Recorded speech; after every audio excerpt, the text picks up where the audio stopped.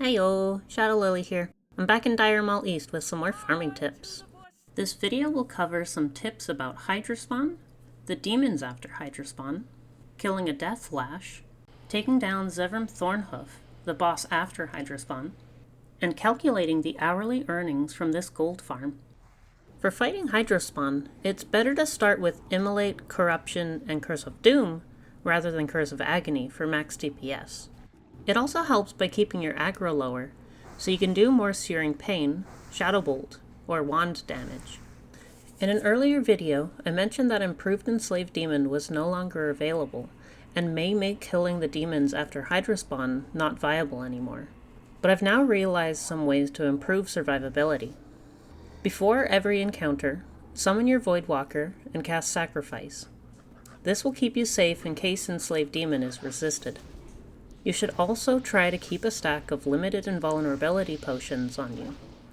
So if the spell drops, you can drink the potion, preventing the imps from interrupting your cast time, and recast Enslaved Demon. I've always had a problem trying to take on a Death Lash, especially this one that can have Dreamfoil spawn in front of it. Their stacking poison eats away at your health, and I tend to pull aggro way too quickly. However, I've found a good way of dealing with them, albeit kind of slow. Apply Curse of Doom, and basically stall for the first 30 seconds. Keep soul funneling your Voidwalker, and make sure your Fellstone is up, because the pet healing portion of it is super useful here. I also find it very useful to have a threat meter, and be in a party so that you can see exactly what your threat is. That way you can scale your damage output accordingly. At about 30 seconds, you can start applying Corruption, Immolate, and Searing Pain. Once Curse of Doom triggers, start applying Agony instead, and pray that they die before you or your Voidwalker do. Although if your Voidwalker is about to die, cast Sacrifice to give yourself some extra time. Next, I'll show you how to take down Zevrim Thornhoof fairly easily. There are two main attacks to watch out for: Intense Pain and Sacrifice. Intense Pain is a dot, and Sacrifice teleports you to this table and steals 300 health per second, healing the boss. It's important to get out of line of sight of these attacks ASAP. Due to latency and the collision box for the pillar, sometimes the spell may still resolve, even if it looks like you're behind cover. So try slowly peeking out from the pillar and test where exactly you have line of sight to get a good feeling for how far in you need to run. First, position yourself behind this broken pillar. We'll be using this to LOS the boss. Then, send your Voidwalker in, apply Curse of Doom, Corruption, and Immolate. You can stay behind the pillar and wait for the dots to tick down, or you can try to sneak in some extra damage.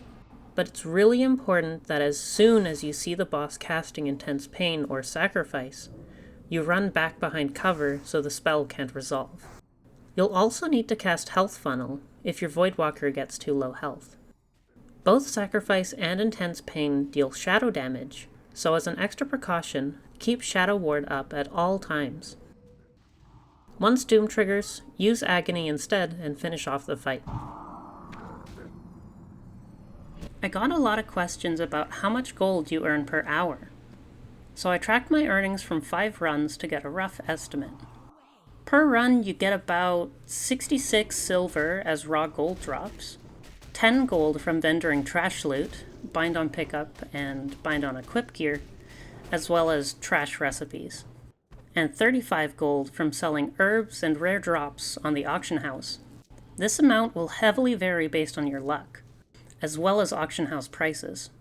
I've had some runs that earn 20 gold, and others that earn over 100 in a single run. Each run takes about 18 minutes, 8 minutes in the Lasher part, and 10 minutes to get the demons and Zevrim Thornhoof, as well as about a minute to reset and walk back.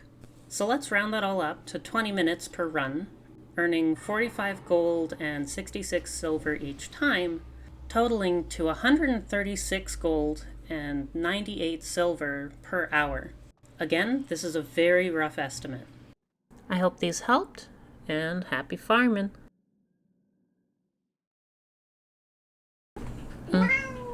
Oh, is that so, my baby's shoe? That's my good baby. That's my good baby.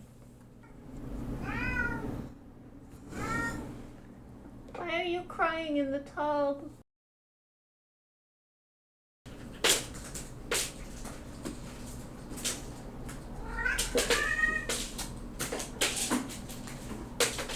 Although if your Voidwalker is about to die, cast Sacrifice to get... Oh. So many people are interrupting me. Yeah.